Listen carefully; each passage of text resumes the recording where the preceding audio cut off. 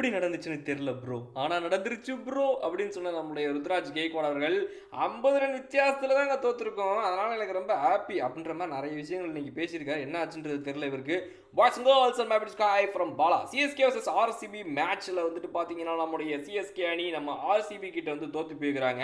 அந்த வகையில் வந்து கேப்டன் ஆகிய வின்னிங் கேப்டன் ஆகிய ரஜத் பட்டிதர் ஒரு பக்கம் அந்த பக்கம் பேச, இந்த பக்கம் வந்து லூசிங் கேப்டன் ருத்ராஜ் கெய்க்வாட் அவர்கள் பேசினது தான் இந்த வீடியோவில் நம்ம பார்க்க வந்திருக்கிறோம். ஸோ அவர் என்ன சொல்கிறார் அப்படின்றத நீங்களே கேளுங்க. I still feel 170 was a par score on this wicket அப்படின்றார். அதாவது உள்ளே வந்தோடனே அவர்கிட்ட கேட்டாங்க, போஸ்ட் மேட்ச் ப்ரெசன்டேஷன் செரமனிக்கு வந்திருக்கிறீங்களே, சரி ஒரு கேள்வியை போடுவோம் அப்படின்னு சொல்லிட்டு, ஐயா 195 197 அப்படிங்கிறதெல்லாம் வந்து இந்த பிச்சை பொறுத்த வரைக்கும் வந்து ஒரு ஈஸிலி கெட்டபிள் ஸ்கோராக இருந்துச்சு. நீங்கள் வந்து கொஞ்சம் பவர் பிளேலேயே வந்து அடிச்சிருந்தீங்கன்னா முடிஞ்சிருக்கும்னு நினைக்கிறேன். பவர் பிளேயில் அடிக்க முடியாத காரணத்தினால அவங்களால வந்து உங்களால் ஜெயிக்க முடியும்னு நினைக்கிறேன். அதை பற்றி கரெக்டாக நீங்கள் சொல்லுங்கள் அப்படின்னு கேட்டதுக்கு அவர் சொல்கிறாரு, நான் கொஞ்சம் அதை ஒத்துக்க மாட்டேங்க. நான் அதை ஒத்துக்க மாட்டேன். ஏன்னா 170 வந்து ஒரு பார் ஸ்கோர் தாங்க நான் நினைக்கிறேன். இந்த பிச்சை பொறுத்த வரைக்கும் அவங்க அடித்தது கொஞ்சம் அதிகம்தான். அதனால் அதை வந்து ரிட்டனில் எங்களுக்கு அடிக்கிறதுக்கு ரொம்ப கஷ்டமாகி போயிடுச்சு. அது பற்றாது நாங்கள் வந்து ஃபீல்டிங்கில் ரொம்ப பேடாக பண்ணிவிட்டோமா, அதனால் வந்துட்டு நாங்கள் ரன்கள் அதிகமாக லீக் பண்ண வேண்டியதாக போயிடுச்சு. ஸோ வந்து ஒரு 170 சேஸ் பண்ண வேண்டிய இடத்துல நீங்கள் இன்னும் கொஞ்சம் வந்து ஒரு 20 ரனுக்கு மேலே வந்து அதிகமாக சேஸ் பண்ண வேண்டிய கட்டாயத்துக்கு தள்ளப்பட்டுடுறீங்க. ஸோ அதனால் நீங்கள் வந்து பவர் பிளேயில் கொஞ்சம் வித்தியாசமாக ஆட வேண்டியதாக போயிடுது. அதுதாங்க இன்றைக்கி பிரச்சனையாக போகுது. நம்ம வித்தியாசமாக ஆட நினைக்கும் போது அது ஒர்க் அவுட் ஆகலை. அப்புறம் பார்த்தீங்கன்னா வந்து கொஞ்சம் கொஞ்சமாக நேரம் ஆக ஆக ஆக பால் வந்து இன்னும் கொஞ்சம் ஸ்லோவர் ஆகிட்டே போயிட்டு இருந்துச்சு. பிச்சு கொஞ்சம் ஸ்டிக்கியாக இருந்துச்சு. பிச்சு அந்த நியூ பால் வந்து ரொம்ப ஸ்டிக்கிங்காக இருந்துச்சு. Don't know how it happened, but ராகுல் backed his shot, I backed mine as well, sometime it work sometime it doesn't அப்படின்னு சொல்கிறார். இது எப்படி நடந்துச்சுன்னு தெரியலைங்க. ஆனால் உண்மையாகவே வந்து பிச்சு கொஞ்சம் நேரம் ஆக ஆக ஆக ஸ்லோ ஆகிட்டே போயிட்டு இருந்துச்சு ரொம்ப.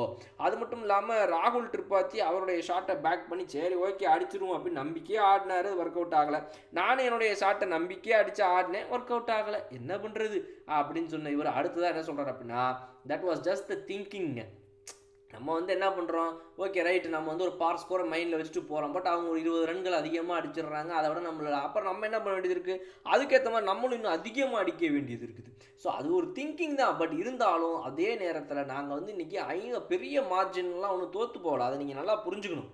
கடைசியில் நாங்கள் திரும்பவும் கோப் பண்ணி எப்படியோ உள்ளே வந்து ஒரு 50 ரன் வித்தியாசத்தில் தான் தோற்று போயிருக்கிறோம். ரொம்பலாம் இல்லை அப்படின்னு சொல்கிறாப்புல. இதுதான் எனக்கு ரொம்ப புரியல ஒன்றும். Definitely a different scenario when you have 3 world class spinners in the team. கண்டிப்பாங்க ஒரு வேர்ல்ட் கிளாஸ் ஸ்பின்னர் 3 பேரை டீமுக்குள்ளே வச்சுருக்கும்போது இதை விட வேறு என்ன வேணும். ஸோ அதனால் நீங்கள் வந்து ஒரு புது புது பேட்டர்ஸை வந்துட்டு அவங்கள வந்து ஃபேஸ் பண்ணதுக்கு நீங்கள் கொண்டு வர வேண்டியதாக இருக்குது. பட் நாங்கள் இன்றைக்கி வந்துட்டு அந்த 3 வேர்ல்ட் கிளாஸ் ஸ்பின்னர் அவங்க வச்சுருந்தவங்களை வந்து அகெயின்ஸ்டாக அடித்து ஆடுறதுக்கு எங்களால் முடியாமல் போயிடுச்சு. அது மட்டும் இல்லாமல் நாங்கள் எங்களுடைய கேட்சஸை ட்ராப் பண்ணிக்கிட்டே இருந்தோம்.